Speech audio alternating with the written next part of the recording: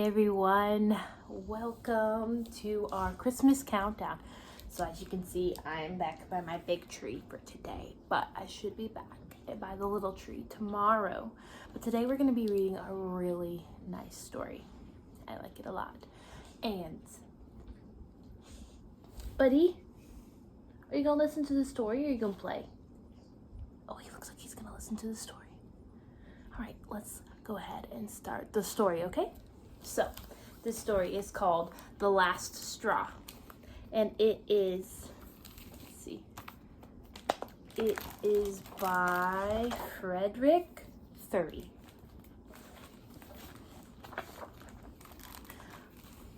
Hashmakaka, the old camel, was asleep in the desert night. He dreamed of all the water in the world and a hump that would hold an entire sea. Hearing voices, Hashmakaka opened one eye. Hashmakaka, Hashmakaka. Reluctantly, Hashmakaka opened the other eye. Why should I wake up? He grumbled. The sand whirled into the moonlit sky. You have been chosen, the voices whispered. The sand seemed to shift again. You will carry gifts for a baby king. Who are you? Hashmakaka wanted to know, for he was an old camel and felt like he had earned his sleep. You will carry frankincense, myrrh, and gold. The wise men have chosen you.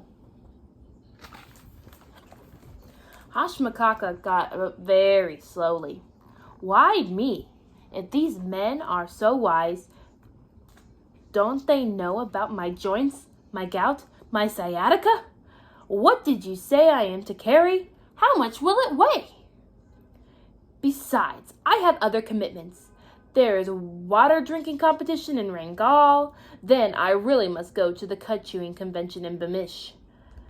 The sand blew furiously, cutting into the black night. Hashmakaka was startled and decided he had better do as the voices said. Who knew what made the sand move like creatures with great wings? When do I start? He asked carefully. Today. With that, the sand voices disappeared, and it was morning. What do you think the voices were with big wings? I think it was an angel. It was still early as the servants of the wise men placed the precious gifts onto Hashmakaka's back. The young camel ran to their good friend. They all looked up to him because he was old and they thought him wise. You must be a very special camel, they sighed. I am very special, Hashmakaka puffed out his chest and pride, and then said something a little foolish. I'm not so old. I'm still as strong as 10 horses, and I have been chosen to carry gifts to the new baby king. Can we come? Asked the youngest camel, who never wanted to be left behind. Aren't we your friends? Shouted another. You can walk beside me, Hashmakaka replied in his most regal voice, and the long journey began.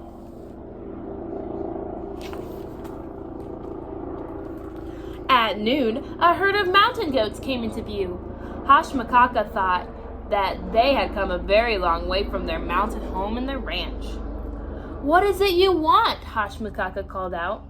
We have heard tell of the new king who is to be born. Please take our humble gift with you. It is milk for the king. You want me to carry milk? Hashmakaka sputtered in shock. I am not a milk-bearing camel. I am not ordinary like you. The young camels chorused. No, he is not ordinary. They looked up to him with their big brown eyes. He is strong. Why, he is as strong as 10 horses. Hashmakaka muttered to himself, my joints, my gout, my sciatica. Aloud, he said grandly, give me your gift.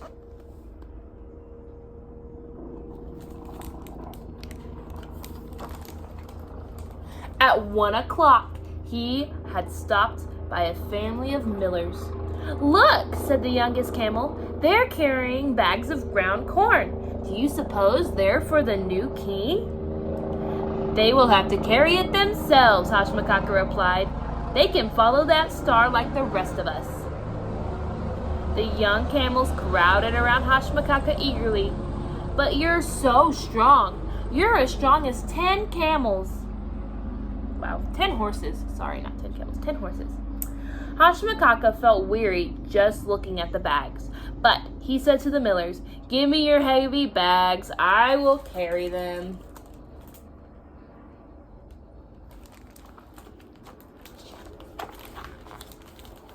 At 2 o'clock the next day, young ladies gave Hashmakaka their fine silks. At least the cloth doesn't weigh anything, he thought. And at 3 o'clock, an old man in fine clothes gave him 2 rare birds in silver cages.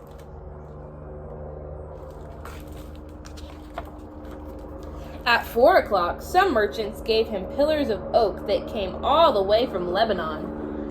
At 5 o'clock, a group of bakers gave him their finest sweet treats and pastries.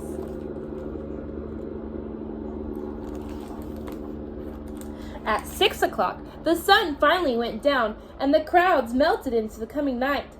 Hashmakaka gratefully sank into the sand. In the kind of darkness, he didn't have to pretend that he was as strong as 10 horses. Hashmakaka became aware that it didn't seem as dark as usual.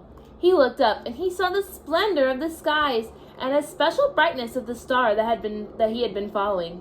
He fell asleep, wondering about the sand voices and the wings that he had thought he could almost see.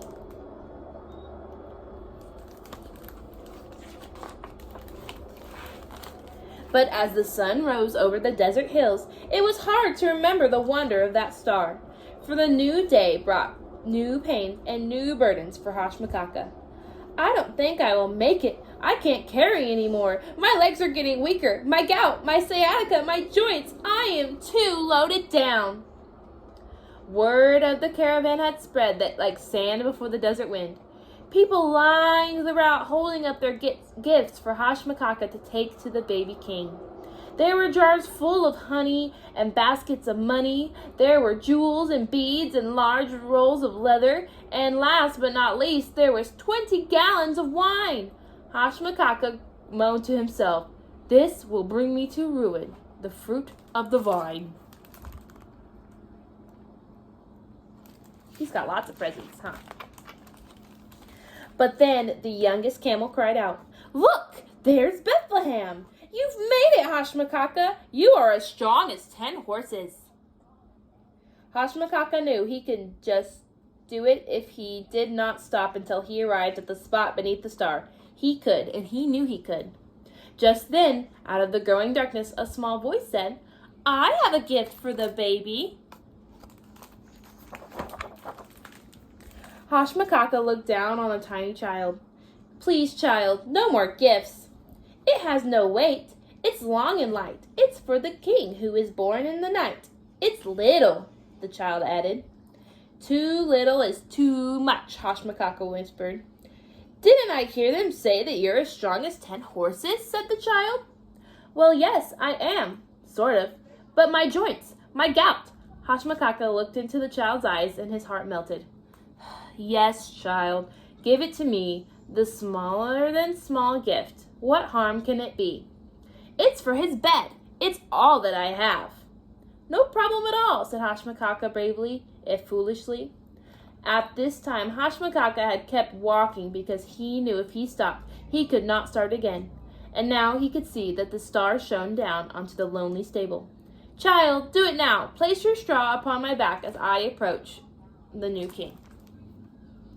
There's a lot of gifts for the new king on Hashmakaka's back, huh?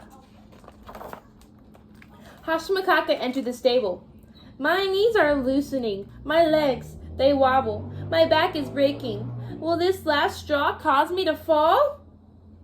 And with that, Hashmakaka fell to his knees.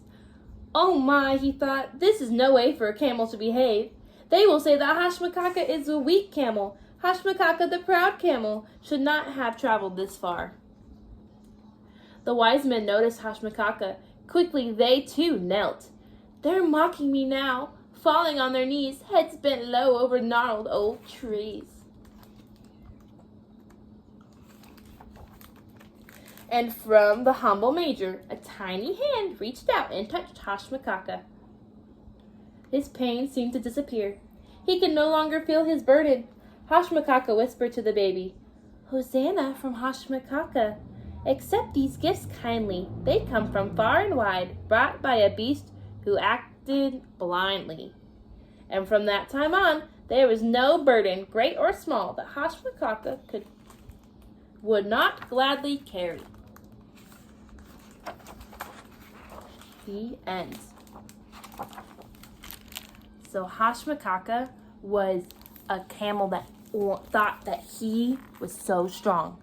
And every time he felt weak, all of his friends would be like, "Well, I thought you were strong." And so he was trying to act really strong, even though his joints hurt and his body hurt. But he kept acting all strong. And so that he thought he could carry all of the presents. But he was complaining the whole time, wasn't he? And he finally fell to his knees. But the good thing is, Hashmakaka fell to his knees with his load right in front of Jesus. Did you know that sometimes we take on too much stuff to carry? Not really carry like in our backpack, but carry on our brain. Have you ever felt your brain be so crowded by all the thoughts that you put in there? Sometimes that happens. But when our brain is so crowded and we've taken on way too many things in our brain and it just feels really heavy, we can give it to Jesus, just like Hashmakaka gave his big load to Jesus. I like this story a lot, and I've never read this book until this year. I found it and I thought it might be good for our countdown to Christmas, and that was the first time I've read it was today, and it's really nice. I like it. It's called The Last Straw, and we need to be more like Hashmakaka at the end, not Hashmakaka at the beginning, because he thought he could carry everything, but he couldn't. He was so tired, but when he gave everything to Jesus, suddenly he could carry all the loads that he wanted. All right, friends, so I'm going to leave you with that today. It's a little bit of a longer book, so we're not going to do an activity today, but I will see you again tomorrow, all right? Okay, bye.